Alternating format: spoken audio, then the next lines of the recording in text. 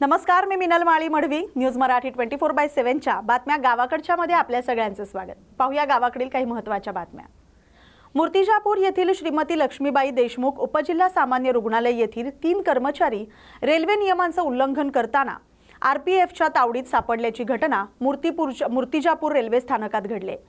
मिळालेल्या माहितीनुसार अकोल्यावरून मूर्तिजापूर इथं दररोज अपडाऊन करणारे हे कर्मचारी सकाळी 11 वाजताच्या सुमारास महाराष्ट्र एक्सप्रेसमधून मूर्तिजापूर रेल्वे स्थानकावर उतरले. त्यानंतर घाई गडबडीत अधिकृत पादचारी पुलाचा वापर न करता त्यांनी थेट रेल्वे लाईन क्रॉस करण्याचा प्रयत्न केला. याच वेळी गस्त घालत असलेल्या आरपीएफ जवानांनी त्यांना पकडलं. रेल्वे नियमांचं उल्लंघन केल्यामुळे संबंधित कर्मचाऱ्यांवर दंडात्मक कारवाई करण्यात आली. रेल्वे प्रशासनाने प्रवाशांनी अधिकृत पादचारी पूल किंवा सबवेचा वापर करूनच रेल्वे लाईन ओलांडावी असं आवाहन केलंय. रेल्वे लाईन क्रॉस करणं हा गंभीर गुन्हा असून नियम मोडणाऱ्यांवर कठोर कारवाई करण्यात येईल असा इशारा देण्यात आलाय. या बातमीचा आढावा घेतलाय प्रतिनिधी सुमित सोनोने यांनी. सर, 3 कर्मचाऱ्यांना रेल्वेचे नियम मोडताना आज आरपीएफ तावडीत घेतलेलं आहे आणि दुपारी 11 वाजता महाराष्ट्राने आल्याचं हे सिद्ध झालेलं आहे. तर नेमकं उशिरा येतात हे पण या माध्यमातून एका प्रकारे सिद्ध झालेलं आहे. काय कारवाई केली जाईल आपल्याकडे? ॲक्च्युली अपडाऊनच करू नये असा नियम आहे. प्रत्येक कर्मचाऱ्याने अधिकाऱ्याने हे मुख्यालयी राहणं बंधनकारक आहे.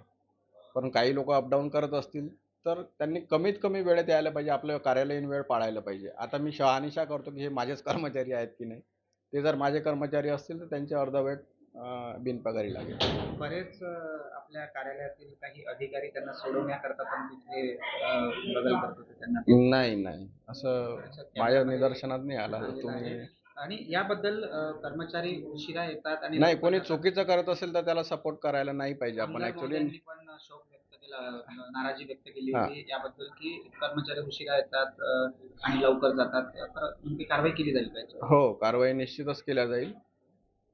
आणि जे लेट लतीफ आहेत आणि जे लवकर जातात त्यांच्यावर आम्ही आता विशेष निगराणी ठेवून विशेष त्यांच्यावर आपण कारवाई करू. तुमसर बस स्थानकाजवळ गुरुवारी एका ओमनी गाडीला अचानक आग लागली. ड्रायव्हरनं प्रसंगावधान राखून मुख्य रस्त्याच्या कडेला गाडी थांबवली आणि सुरक्षितपणे तिथून बाहेर आला. गाडीमध्ये कोणीही नव्हतं. गाडीमध्ये कोणीही नसल्यामुळे कोणतीही जीवितहानी झालेली नाही. स्थानिकांनी त्वरित तिरोडा नगर परिषदेच्या फायर ब्रिगेडला माहिती दिली, ज्यामुळे अग्निशमन दलाचे 4-5 मिनिटात घटनास्थळी पोहोचून आग विझवण्यात यश आले. आगीमुळे वाहतूक काही काळ ठप्प झाली होती आणि रस्त्यावर लांबच लांब रांगा लागल्या होत्या. पण पोलिसांनी त्वरित वाहतूक सुरळीत केली. सिंदखेड राजा तालुक्यातील सोनोशी येथील रहिवासी डॉक्टर करीम शेख यांना स्वामी रामानंद तीर्थ मराठवाडा विद्यापीठ नांदेड यांच्या वतीनं समाजकार्य या विषयात नुकतीच विद्यावाचस्पती PhD पदवी प्रदान करण्यात आली. त्यांनी यापूर्वी समाजकार्य आणि मराठी या दोन्ही विषयात नेट आणि सेट यांसारख्या अत्यंत कठीण राष्ट्रीय आणि राज्यस्तरीय पात्रता परीक्षा उत्तीर्ण करून आपलं शैक्षणिक प्रभुत्व सिद्ध केलंय. त्यांच्या या यशानं सोनोशी गावासह संपूर्ण सिंदखेड राजा तालुक्याच्या शिरपेचात मानाचा तुरा रोवला गेलाय. डॉक्टर करीम शेख हे शासकीय वैद्यकीय महाविद्यालय घाटी जालना इथं वैद्यकीय समाजसेवा अधीक्षक या पदावर कार्यरत आहेत. त्यांच्या या यशाचं श्रेय त्यांनी आपले मार्गदर्शक, आई वडील, संपूर्ण परिवार आणि संपूर्ण मित्र परिवाराला दिलंय. त्यांच्या या विशेष कामगिरीबद्दल सोनोशी आणि सिंदखेड राजा परिसरातील विविध स्तरातून त्यांचं अभिनंदन आणि कौतुक होत आहे. या बातमीचा आढावा घेतलाय प्रतिनिधी ब्रह्मानंद वाकोडे यांनी. घरगुती गॅस सिलेंडर रिफिल बुकिंगच्या नियमात पुन्हा एकदा बदल करण्यात आलाय. आता गॅस सिलेंडरची बुकिंग 21 दिवसांऐवजी 45 दिवसानंतरच करता येणार आहे अशी माहिती समोर येते. आंतरराष्ट्रीय परिस्थिती आणि इराण-अमेरिका तणाव यामुळे गॅसचा तुटवडा भासू नये यासाठी केंद्र सरकारनं हा निर्णय घेतल्याचं सांगितलं जातंय. या नव्या नियमानुसार गॅस एजन्सीच्या वितरण अनुप्रयोगावरून आता 45 दिवसांनंतरच सिलेंडर बुकिंग करता येणार आहे. मात्र या निर्णयावर सामान्य ग्राहक आणि गृहिणींकडून नाराजी व्यक्त केली जाते. 45 दिवसांच्या आत सिलेंडर संपल्यास काय करायचे असा सवाल अनेक गृहिणी करतायत. त्यामुळे सरकारनं हा नियम पुन्हा बदलावा आणि ग्राहकांना दिलासा द्यावा अशी मागणी नागरिकांकडून केली जाते. घरगुती सिलेंडर मिळत नाहीत, कमर्शियल सिलेंडर मिळत नाही. माझा चपातीचा बिझनेस आहे. आज माझ्यावर बरेचसे हॉटेल्सवाले व्यावसायिक अवलंबून आहेत. त्यांना चपाती सुद्धा देणं माझ्यामुळे त्यांच्या हॉटेल पण बनवायची वेळ आली. हॉटेलला तर मिळत नाहीच आहेत, पण माझ्या इथं जे काय गिराईक होती सिलेंडर इथं नाही मिळालं तर माझ्या एकट्यामुळे सगळे हॉटेल बंद व्हायची वेळ आली. चपाती कुठून देणार? आणि घरगुती सिलेंडर पण मिळत नाही, घरी खायची वांदी झालेली आहेत. सिलेंडर नसेल तर काय करणार? गॅस नसेल तर आम्ही करणार काय? 45 दिवसांवर मुदत गेले म्हणजे काय सांगाल संदर्भात? 21 दिवसांवरची 45 दिवसांवर. इथं महिन्याला एक सिलेंडर लागतो, 45 दिवस कशा करता? आणि एवढी लाईन कशा करता लावलेली? इथं सिलेंडर छोटे सिलेंडर असून मुबलक असून सुद्धा घरी सप्लाय करायला काय हरकत आहे? नवी मुंबईमध्ये गॅस सिलेंडरचा तुटवडा निर्माण झाल्यानं हॉटेल व्यावसायिकांना मोठ्या अडचणींचा सामना करावा लागतोय. आंतरराष्ट्रीय पातळीवरील इराण अमेरिका तणाव याचा परिणाम गॅस पुरवठ्यावर झाल्याचं सांगितलं जातंय. त्यामुळे घरगुती तसंच व्यावसायिक गॅस सिलेंडर मिळणं कठीण झालंय. या पार्श्वभूमीवर एपीएमसी बाजार परिसरातील जगदंब हॉटेल इथं गॅस संपल्यानं हॉटेल चालवण्यास अडचणी निर्माण झाल्या. मात्र ग्राहकांची गैरसोय होऊ नये म्हणून हॉटेलमध्ये 4 चुली मांडून त्यावर स्वयंपाक करण्यास सुरुवात करण्यात आली. गेल्या 3 दिवसांपासून गॅस सिलेंडर उपलब्ध नसल्यानं हा पर्यायी व्यवस्था करण्यात आलेली आहे. चुलीवर स्वयंपाक करताना वेळ अधिक लागत असला तरी हॉटेल सुरू ठेवता येत असल्याचं हॉटेल मालकांनी सांगितलंय. मात्र ही परिस्थिती दीर्घकाळ कायम राहिल्यास हॉटेल बंद करण्याची वेळ येऊ शकते अशी चिंता व्यावसायिकांकडून व्यक्त केली जाते. आम्ही गेले 4 दिवस झालं चुलीवरती जेवण चालू केलं आहे, कारण लोकांची मागणी आहे. लोकांना आम्हाला जर जेवण द्यायचं आहे, सर्व्हिस द्यायची आहे आणि हॉटेल आपल्याला नियमितप्रमाणे व्यवस्थित चालवायचं असेल तर आम्हाला चुलीवरती जेवण बनवल्याशिवाय ऑप्शन नाही. किती दिवसापासून तुटवडा कमी जाणवतोय, काय सांगाल? गेले 4 दिवस झालं आम्ही गॅस एजन्सीजला कॉल करतोय, आम्हाला गॅस अवेलेबल करून द्या. पण त्यांच्याकडे गॅस अवेलेबल नसल्या कारणास्ते आम्हाला एक कमर्शियल गॅस अवेलेबल नसल्या कारणास्ते आम्हाला त्यांना चुलीवरती जेवण बनवून द्यायला लागतं. थँक्यू.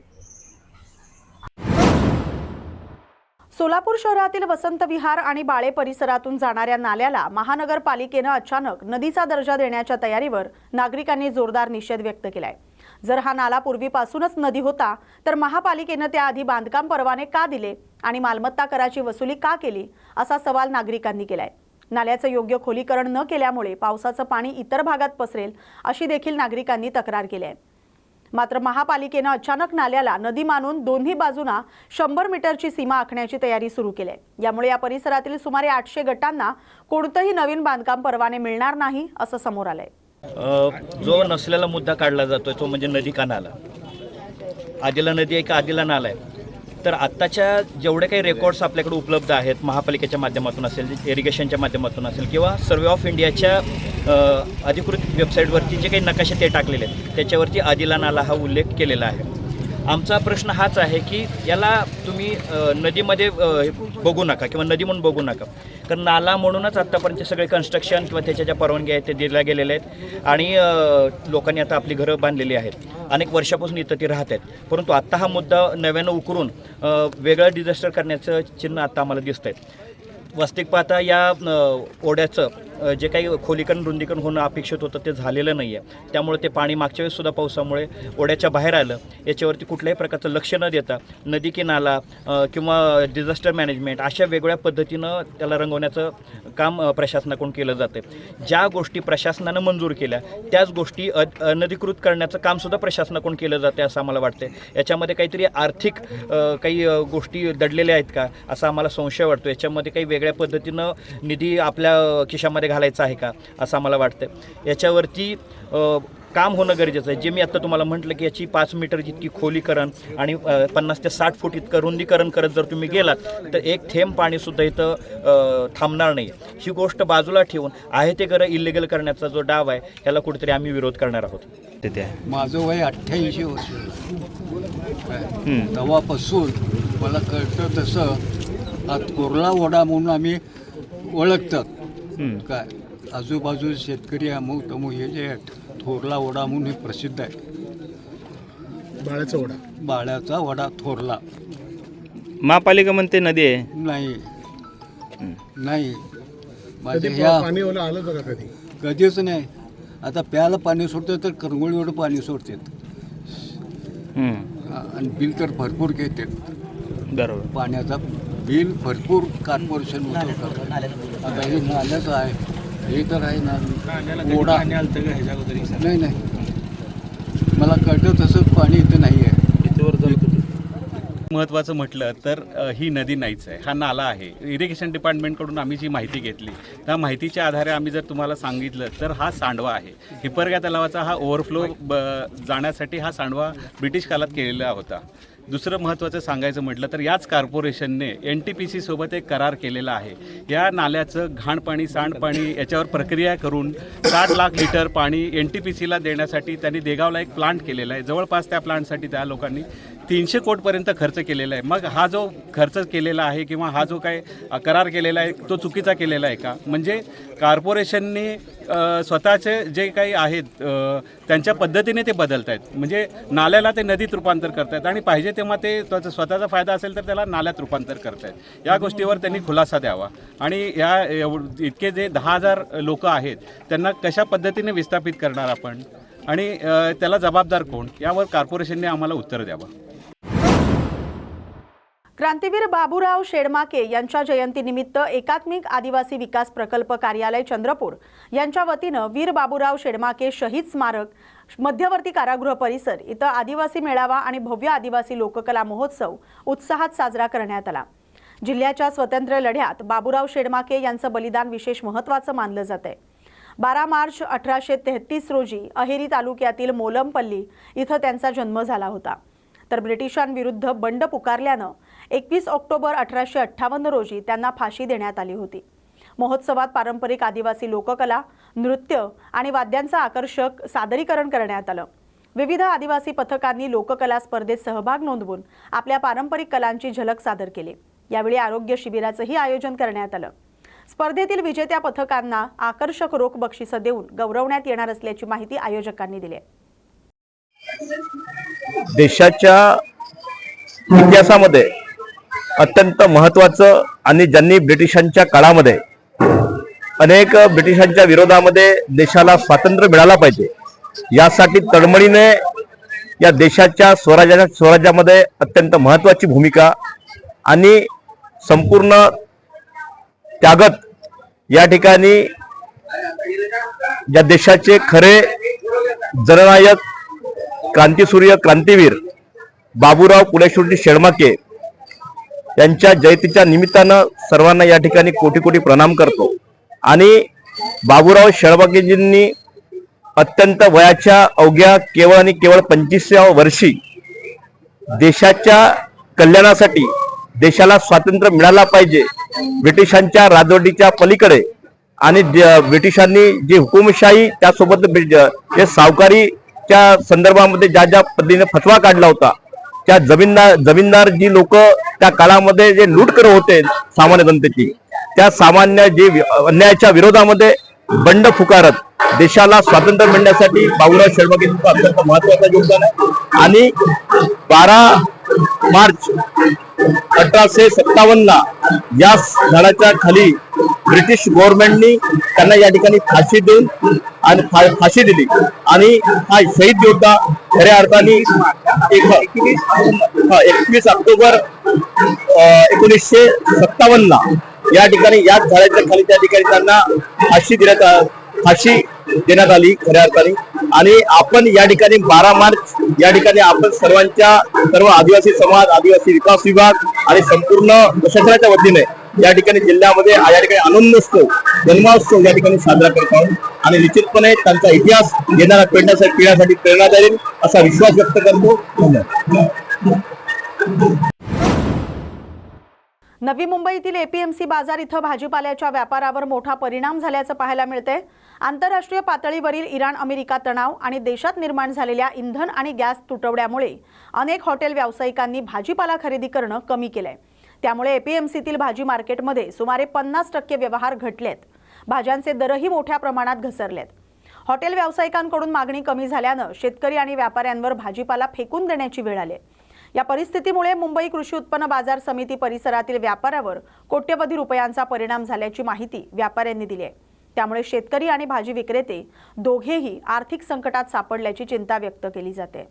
स्थिती सध्या अशी आहे, रात्री 2-3 वाजता जे APMC मार्केटमध्ये जे गाड्या आलेत त्यांना कळाले की आज मार्केटमध्ये हॉटेल वेंडर लोकांनी माल भर करायचे बंद केले, कारण गॅस सिलेंडर बंद झालाय. त्यामुळे हॉटेल पूर्णपणे बंद झालेला आहे. त्यामुळे इथले हॉटेल वेंडर जे माल भरत होते ते माल उचलायचं बंद झाले. त्यामुळे पूर्ण माल मार्केटमध्ये एपीएमसी मार्केटमध्ये पडलाय. त्याचा बाजार 50% ते 60% घसरलेला आहे. भाज्याच्या तरकाऱ्याचा बाजार 50 रुपये 60 रुपये किलो होती, ते आज 20 रुपये 25 रुपये किलोवरती आले. पालाभाजीचं जे बाजार कोथिंबीरचं 15 रुपये गड्डी विकत होती ते गड्डी 5 रुपये 6 रुपये विकण्यात आलेलं आहे. मेथीचा बाजार सुद्धा 5 रुपये 6 रुपये विकण्यात आलेला आहे. आणि असं जर राहिलं उद्योग चालू राहिलं तर गाड्याचे भाडे होणार नाही आणि गाड्याचे भाडे सुद्धा महाग होतील आणि ह्याचा परिणाम शेतकऱ्याला होईल. कारण काय, शेतकऱ्याचा माल इथं परवडणार नाही त्या भावात विकायला 5 रुपये 6 रुपये. आणि आज शेतकऱ्याचा माल जर नाही उचलला, युद्ध जर चालू राहिला तर परत शेतकऱ्यांना आत्महत्या करण्याची परिस्थिती आलेली. हॉटेल व्यावसायिक आहेत ते सध्या त्यांचा प्रिफरन्स होते ते खरेदी करायला येतात नाही, त्यांचं जे हॉटेल वेंडर इथून माल भरतात डेली ऑर्डर बेसिक ते लोकांनी माल उचलायचं बंद केलंय. हॉटेलवाले स्वतः येत नाही या मार्केटमध्ये. जे त्यांना ऑर्डर दिलेलं आहे हॉटेल माल पोहोचून करून द्यायचे ते लोक बंद केलेले आहे पूर्णपणे. कशामुळे हे सगळे गॅस सिलेंडर बंद झाले मुळे हॉटेल चालणार नाही, हॉटेल बंद झालेत. आणि मोठे मोठे जे हॉटेल आहेत ते ठराविक ते चालले फक्त, ते पण पुढे अशी स्थिती राहिली का तेही सुद्धा बंद होते. पुढची परिस्थिती कशी असणार काय? पुढची परिस्थिती असं आहे मॅडम, इथं माल या एपीएमसी मार्केटमध्ये जे माल येते त्याला 60% 70% माल हॉटेलवाले उचलतात आणि ते बंद झालं का मग खाणारे लोक किती खाणार होते, घरगुती खाणारे कमी, एवढा माल उचलणार नाही आणि ते पण ते फुकट. किती फरक पडलाय मागच्या वेळीपासून यामध्ये? आज पहिला दिवस 50% 60% फरक पडलाय. असं जी स्थिती राहिली तर व्यापारी कर्जबाजार होतील आणि शेतकऱ्याचं सुद्धा फार मोठे नुकसान होणार आहे. तुमचं नाव? इस्माईल जब्बार शेख, व्यापारी सेना, एपीएमसी मार्केट. कोल्हापुरात सलग तिसऱ्या दिवशी घरगुती गॅस सिलेंडर खरेदीसाठी नागरिकांची मोठी गर्दी होते. गॅस वितरण केंद्रावर पोलिसांचा बंदोबस्त ठेवण्यात आलाय.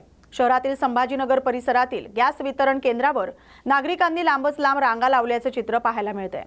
दरम्यान या केंद्रावर ज्या ग्राहकांना 5 किलोचा सिलेंडर हवा आहे त्यांनी 1400 रुपये भरून तात्काळ गॅस घेऊन जावा असा वाढीव दराचा फलक लावण्यात आल्यानं नागरिकांनी संताप व्यक्त केलाय. बुकिंग करूनही घरपोच सिलेंडर दिलं जात नसताना सिलेंडर जातो कुठे असा प्रश्न नागरिकांनी उपस्थित केलाय.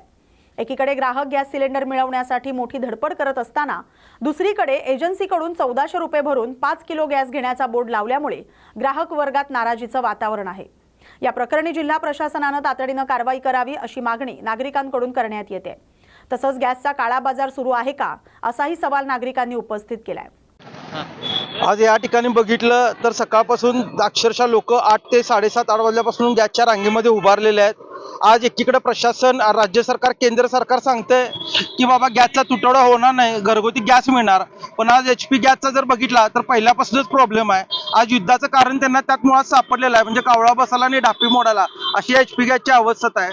आणि यांच्याकडून कायमच पुरवठ्याच्या बाबतीत प्रॉब्लेम आहे, हे मला इथं ठामपणे सांगायचं आहे. मी स्वतः इथं येऊन पंचवार्षिक महानगरपालिकेच्या निवडणुकीमध्ये प्रचाराचा सोडून इथं वाद घातलेला आहे माझ्या नागरिकांसाठी, हेही मला तितकंच खरं आहे. आणि आज सकाळी जर बघितलं तर अक्षरशः लोक उन्हातान्हात थांबलेले आहेत. अजूनही इथं जर बघितलं तर यांच्याकडे साठा आहे की नाही हे माहित नाही आहे, पण साठा असून जर देत नसतील तर याचा काळा बाजार होतोय का? आणि यांनी इथं आज मीडियाच्या माध्यमातून मी आता काही फोटो बघितले, यांचा इथं मागं बोर्ड आहे, त्या बोर्डवर त्यांनी लावलं होतं की 5 किलोला काहीतरी 1400 रुपयाला 5 किलो गॅस, याचाही खुलासा करावा आणि बोर्ड का पुसला याचंही त्यांनी उत्तर मालकांनी इथं द्यावं, अन्यथा याच्यावर आंदोलन छेडलं जाईल, हा माझा तीव्र इशारा. शहरामध्ये अन्य काही ठिकाणी सुद्धा अशाच पद्धतीने काळा बाजार सुरू आहे असं वाटतं का? चोरून काही ठिकाणी विकला जाते का? नाही, असं काही वाटत नाही आहे, कारण आज बऱ्याच ठिकाणच्या एजन्सीचे गॅस घरपोच व्हायला लागलेले आहेत. फक्त HPचाच प्रॉब्लेम आहे. का प्रॉब्लेम आहे कसा आहे आपल्याला माहित नाही, पण HPचा मुळात हा बरेच दिवसापासून प्रॉब्लेम आहे. हा अन्न प्रशासन जे काही अधिकारी आहेत त्यांनी याचा पाठपुरावा घ्यावा, अन्यथा यांचं लायसन रद्द करावं, जेणेकरून नागरिकांचा त्रास भेटेल आणि पोलीस प्रशासनाचा पण तणाव कमी होईल, हे माझ्या ठिकाणी ठाम मत आहे.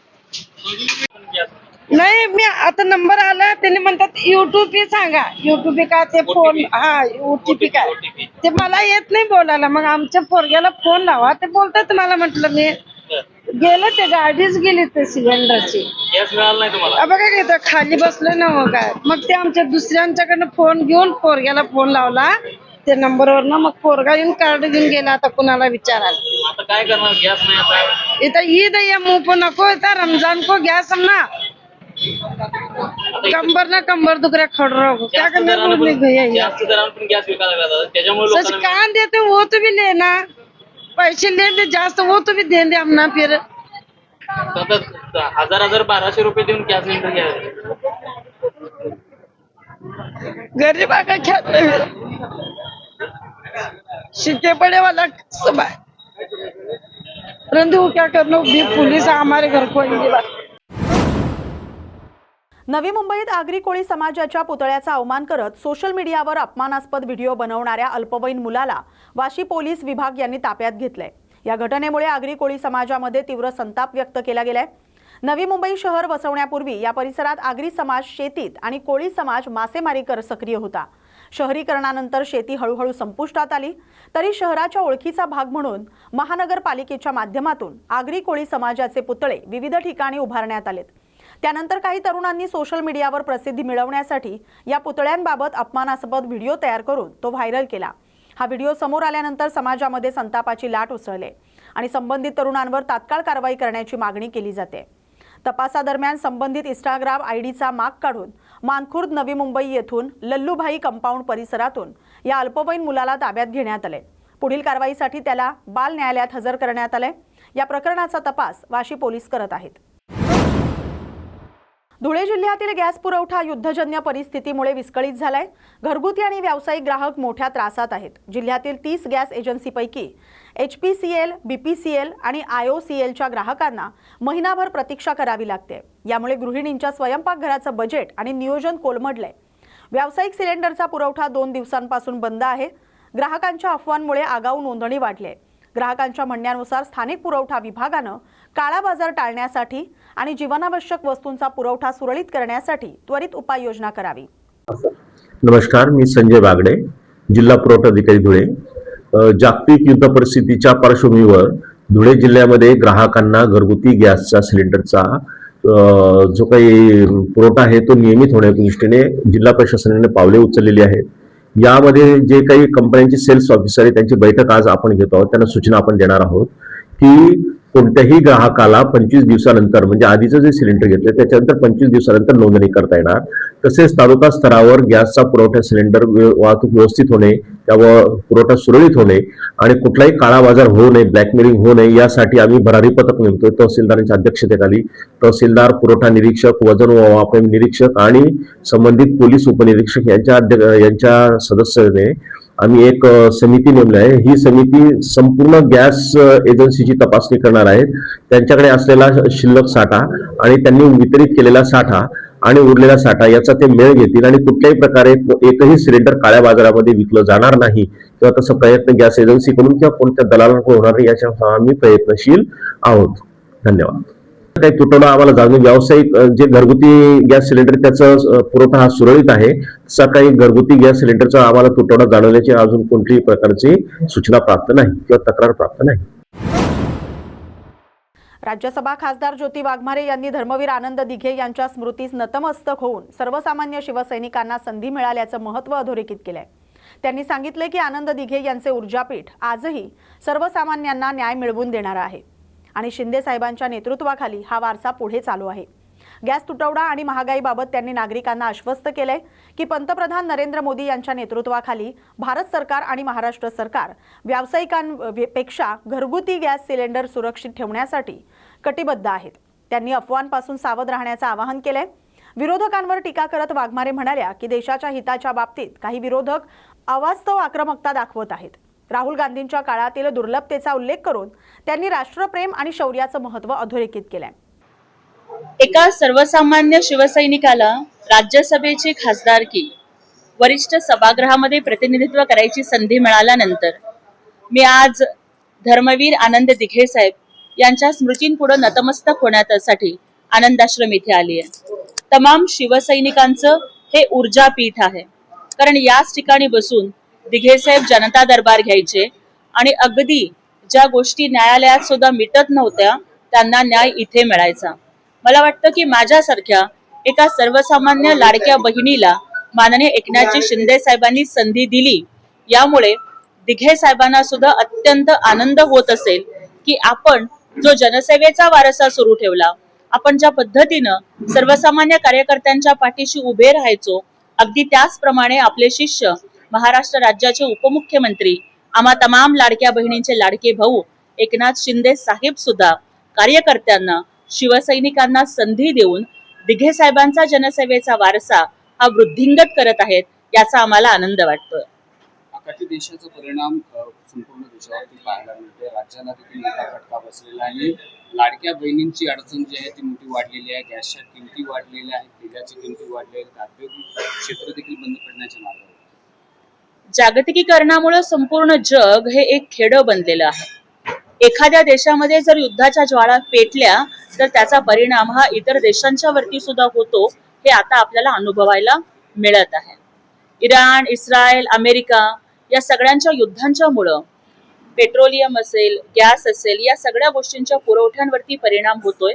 परंतु मला या ठिकाणी तमाम लाडक्या बहिणींना आश्वस्त करायचं आहे की माननीय पंतप्रधान नरेंद्रजी मोदी यांच्या नेतृत्वाखाली भारत सरकार आणि आदरणीय उपमुख्यमंत्री एकनाथजी शिंदे साहेब आणि मुख्यमंत्री देवेंद्रजी फडणवीस यांच्या नेतृत्वाखाली, सुनेत्राताईंच्या नेतृत्वाखाली महाराष्ट्र शासन लाडक्या बहिणींना कोणतीही अडचण येऊ देणार नाही.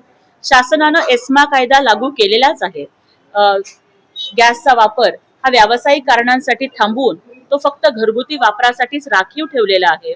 परंतु जगामध्ये युद्धाचे ढग गोंगावत असताना थोडासा परिणाम होतो, परंतु भारत सरकार आणि महाराष्ट्र शासन लाडक्या बहिणींसाठी कटिबद्ध आहे. आपण कोणतीही काळजी करू नये आणि अफवांना बळी पडू नये असं आवाहन मला करायचं. यावरती जे आहे ते फैसला होणार होता, परंतु पुन्हा एकदा पुढची तारीख मिळालेली आहे. यावरून संजय राऊत असं म्हणतात की इतक्या तारखा पडतात की या तारखांना आता गिनीज बुक ऑफ वर्ल्ड रेकॉर्डमध्ये नोंद करण्यात यावी. खरं तर रोज सकाळी संजय राऊत ज्या पद्धतीनं येऊन बडबड करतात, अत्यंत निरर्थक बडबड दररोज करणारे, अशा पद्धतीचा Guinness book of world record हा आता त्यांच्या नावावरती होतोय का काय याची आम्हाला भीती वाटतेय.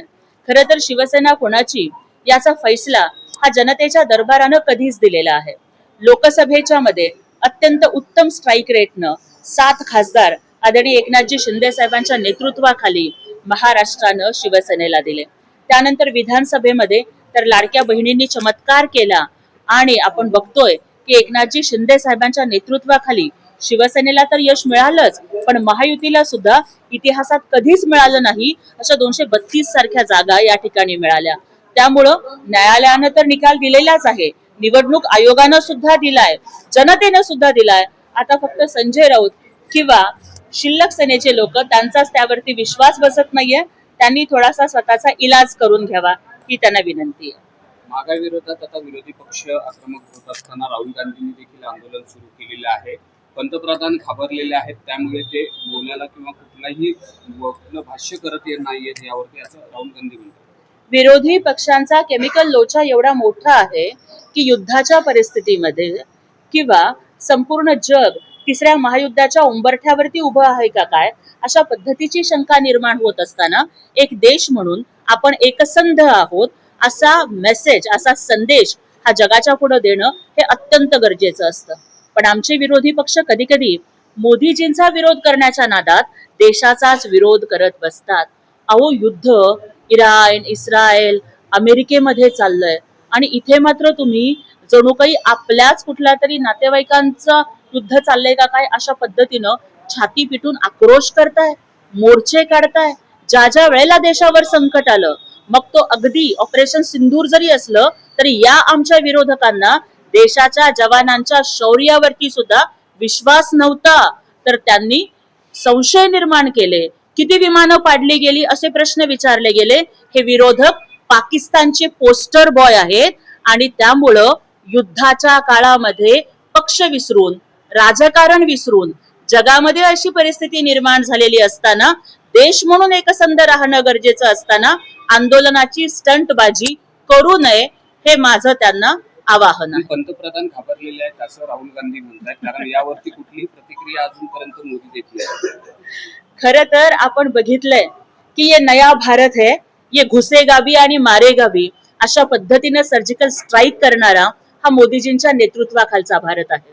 ज्या ज्या वेळेला अतिरेक्यांनी आक्रमण केली, हमले केले, त्या त्या वेळेला पाकिस्तानमध्ये घुसून त्यांची म्हणजे ईट का जवाब पत्थर से अशा पद्धतीनं देण्याचं काम मोदीजींच्या नेतृत्वाखालील आपल्या भारतानं, आपल्या सैन्यानं केलेलं आहे. याचा मला अभिमान वाटतो. आणि डरपोक कुणाला म्हणताय? अरे विसरताय का राहुल गांधीजी, तुमच्या काळामध्ये देशावरती किती आक्रमण झाले. अरे 26/11ला जेव्हा या मुंबईमध्ये रक्ताची होळी दहशतवादी खेळत होते तेव्हा तुमचे गृहमंत्री 3-3 वेळेला कपडे बदलत होते आणि त्यावेळेला तुम्ही लोक कुठे होतात. तर त्यामुळे शौर्याच्या गोष्टी तुम्ही करूच नये. तुम्ही आता फक्त शांत बसावं, नाहीतर जनता तुम्हाला कायम घरी बसवेल. गॅस दरवाढ आणि कृत्रिम तुटवड्या विरोधात काँग्रेस आक्रमक झाले. आज भिवंडी शहर महाराष्ट्र येथील काँग्रेस मुख्य कार्यालया परिसरात आंदोलन करण्यात आले. यावेळी केंद्र सरकारच्या विरोधात जोरदार घोषणाबाजी करण्यात आली. काँग्रेसच्या कार्यकर्त्यांनी सरकारनं गॅस दरवाढ त्वरित मागे घेऊन सर्वसामान्यांना दिलासा देण्याची मागणी केली. या आंदोलनात महिला तसंच काँग्रेसचे विविध कार्यकर्ते मोठ्या संख्येने उपस्थित होते. भिवंडी शहरात, पूर्ण राज्यात आणि देशात कुकिंग गॅस आणि कमर्शियल गॅस हे दोन्ही गॅसमुळे जे संकट आला होता ते संकटवर सरकार जे आहेत अजूनही त्यांच्या तोंडा काढून घेतलेले नाही आहेत. आमच्या आंदोलन यामुळे आहेत की आज लोकांच्या घरामध्ये कुकिंग गॅस नाही. रमजानचा महिना चालू आहे, समोर ईदचा त्यौहार आहे, आत्ता होलीचा त्यौहार गेला. यामध्ये जो आहेत सरकार जे आहे दिशाहीन सरकार देशात चालू आहेत आणि आमची हे मांग आहे की तुरंत जे आहेत एक तो घरात घरगुती जे गॅस आहेत त्यांची सप्लाय जे आहेत सुरक्षित व्हायला पाहिजे. त्यासाठी आमचे आंदोलन आहेत. आणि दुसरी कमर्शियल गॅस जे आहेत यामुळे जे आहेत हॉटेल इंडस्ट्री बंद होत आहेत, आपले पॉवरलूम इंडस्ट्री में ज्यामध्ये गॅसचा प्रयोग होता ते इंडस्ट्री बंद होत आहेत, बेकरी इंडस्ट्री बंद होत आहेत. अशी सर्व इंडस्ट्रीला जे आहेत हे देण्यासाठी आमची मांग आहे की कमर्शियल गॅस आणि घरगुती गॅस दोन्ही गॅसचं जे आहे सरकार जे आहेत सप्लाय जे आहे बहाल करावे आणि जे किमतीमध्ये जे वाढ केलेले आहेत ते तुरंत परत घ्यावं. थँक्यू. रायगड जिल्हा परिषदेवर महायुती गटानं सत्ता स्थापन केली आहे. त्यामुळे भाजप, राष्ट्रवादी आणि शिंदे शिवसेना यांची सत्ता स्पष्ट झाली आहे. पनवेलचे मंगेश वाकडीकर हे रायगड जिल्हा परिषद अध्यक्ष म्हणून निवडून आलेत, तर उपाध्यक्षपदी राष्ट्रवादीचे मधुकर पाटील निवडले गेलेत. या प्रसंगी महायुतीचे नेते आणि पदाधिकारी मोठ्या संख्येने उपस्थित होते आणि त्यांच्या उपस्थितीत सत्ता हस्तांतरित करण्यात आले. जिल्हा परिषदेतील सत्ता वाटपामुळे महायुतीला निर्णय हा प्रक्रियेत प्रभावी भूमिका बजावता येणार आहे. सर काय सांगाल पनवेलच्या वाट्याला रायगड जिल्हा परिषदेचा तू या बाजूला होऊन शुभेच्छा, तू इकडे राहू, तिकडून घ्या. प्रतिक्रिया आहे, कसा आनंद आहे सर? नक्कीच आज हा इतिहासात लिहिलेला जाणारा क्षण आजच्या दिवशी आपल्याला बघायला मिळतोय. मी नक्कीच दोघांची, रायगड जिल्हा परिषद अध्यक्ष उपाध्यक्ष आज दोघंही आहेत, यांचं देखील मनापासून कौतुक करतो. आणि खरोखर जर तुम्ही जिद्दीने आणि प्रामाणिकपणे काम केलं तर त्याचं हे यशस्वी फळ आपल्याला आज बघायला मिळतं आहे. कारण आम्हीसुद्धा जरी नवीन भारतीय जनता पार्टीमध्ये असलो तरी पण केलेलं प्रामाणिक काम, जुना नवीन हा वाद अजिबात कुठे नाही. आणि जुने नवीन हे सगळे एकत्रितपणाने केलेलं काम आणि त्याच्यात घडलेला हा इतिहास आज आपल्याला बघायला मिळतो आहे. नक्कीच तुम्ही पनवेल पंचायत समिती जरी बघितलीत 16पैकी 15 जागा ह्या आम्ही आणू शकलो. आणि तुम्ही जिल्हा परिषद बघितलं तर 8पैकी 8 म्हणजे समोरच्यांना भोपळासुद्धा फोडता आला नाही अशा या जागा आज आपल्याला बघायला मिळालं. आणि नक्कीच त्याचंच हे फळ आज आपण दोन्ही यांच्या रूपाने आज आपण बघताय. मी नक्कीच येत्या भावी काळात हे नवीन अध्यक्ष तरुण आहेत, माझे वर्गमित्र आहेत, परंतु नुसतं आमचं हे मैत्रित्व न राहता केलेलं काम, करणारं काम आणि पुढे होणारी कामं ही नक्कीच याच्यापुढे हे अध्यक्ष म्हणून नक्कीच चांगल्या पद्धतीनं पार पाडतील. कारण या टीममध्ये तुम्ही बघाल बरेचसे नवीन सदस्य या रायगड जिल्हा परिषदेत आलेले आहेत आणि नक्कीच ते सगळे होतकरू आहेत. मग याच्यात डॉक्टर आहेत, विविध क्षेत्रातील सगळे मान्यवर आहेत. महिला जरी जास्त असल्या तरी त्यासुद्धा चांगल्या पद्धतीनं आणि नवीन रक्त असल्यामुळे चांगलं काम करणाऱ्या महिला आहेत. नक्कीच मी मंगेशजी आणि उपाध्यक्ष यांना मनापासून शुभेच्छा देतो की आपण चांगलं काम करा, यशस्वी काम करा. आणि नागरिकांनी जो विश्वास आपल्यावर दाखवला आहे, मतदानरूपी विश्वास दाखवला आहे, त्यांनी जी कामं सुचवलेत ती कामं प्रामाणिकपणे करण्याचा प्रयत्न करूया, एवढंच मी तुम्हाला सांगेन. निवड झालेली आहे, काय सांगाल? एकूणच आता सध्या आपण खुर्चीवर विराजमान होणार आहात, कशा पद्धतीनं जिल्ह्याच्या विकासासाठी योगदान असतं? रायगड जिल्हा परिषद 2026ची जी आज सार्वत्रिक निवडणूक ही बिनविरोध आल्याबद्दल सर्व 59 सन्मान्य सदस्यांचा मी आभार व्यक्त करतो. आज भारतीय जनता पार्टीचा अध्यक्ष स्वातंत्र्यानंतर या रायगड जिल्हा परिषद बसत आहे याचा मला सार्थ अभिमान आहे. आज रायगड जिल्हा परिषद अध्यक्षपदासाठी मला भारतीय जनता पार्टी, राष्ट्रवादी काँग्रेस, अजित पवार गट, शिवसेना शिंदे गट, शिवसेना उद्धव बाळासाहेब ठाकरे गट या सर्वांनी मला एक मुखाने माझी एक मतांनी निवडणूकमध्ये मला बिनविरोध दिल्याबद्दल त्यांचं सर्वांचं धन्यवाद. रायगड जिल्हा हा छत्रपती शिवाजी महाराजांच्या स्वराज्याचा राजधानीचा जिल्हा आहे. या जिल्ह्यामध्ये 15 तालुके, 1968 गावं आहेत. एकूण 7,000 चौरस किलोमीटरचा हा जिल्हा, एकीकडे उत्तर रायगड, एकीकडे दक्षिण रायगड अशी भिन्नता असलेला हा जिल्हा. एकीकडे MMR रिजन असेल, सिडको असेल, नैना असेल, तर एकीकडे सागर पट्टा असेल, असा हा रायगड जिल्हा आहे. या रायगड जिल्ह्याचं येणाऱ्या भविष्य काळात एक वेगळ्या पद्धतीने विकास करून या रायगड जिल्ह्याला महाराष्ट्रातील अग्रमानांकित जिल्हा करण्याचा आमचा मानस आहे. आणि हे करत असताना आमचे सर्व सन्माननीय 59 सदस्य यांचा पाठिंब्यावर निश्चितच या रायगडचा विकास करून या रायगड जिल्ह्याला पुढे नेण्याचं आम्ही निश्चित काम करू. रायगड जिल्ह्यामध्ये गेली 1.5 महिना झालो वाद चालू होता राष्ट्रवादी आणि काँग्रेसचा, शिवसेनेचा. त्यानंतर तुम्हाला संधी मिळालेली आहे. यामध्ये कसं पाहता या संधीकडे, आणि भविष्यामध्ये काम करत असताना या राजकारणाचा त्रास होईल का? आपण जर पाहिलं तर गेल्या 2 महिन्यात भारतीय जनता पार्टीचे देवेंद्र फडणवीस साहेब, महाराष्ट्र राज्याचे प्रदेशाध्यक्ष रवींद्र चव्हाण साहेब, त्याच पद्धतीने राष्ट्रवादी काँग्रेसचे प्रदेशाध्यक्ष सुनीलजी तटकरे साहेब, त्याच पद्धतीने एकनाथ शिंदे साहेब यांच्या नेतृत्वाखाली हे सरकार स्थापन झालं आहे. कुठेही वाद नाही, कुठेही विवाद नाही. आम्ही सर्व एक संघ आहोत आणि रायगडचा विकास करण्यासाठी आम्ही कटिबद्ध आहोत. आणि येणाऱ्या भविष्य काळात वादविवाद न करता एक सुशासन देण्याचं आम्ही काम करणार आहोत आणि रायगड जिल्ह्याला एक वेगळ्या दिशेने नेण्याचा आमचा निश्चितच प्रयत्न असेल. थँक्यू. या बातमीसोबतच बातम्या गावाकडच्या मध्ये वेळ झाली. आता इथेच थांबण्याची. अशाच महत्त्वाच्या बातम्यांसाठी पाहत राहा न्यूज मराठी 24/7. नवा भारत, नवा विचार.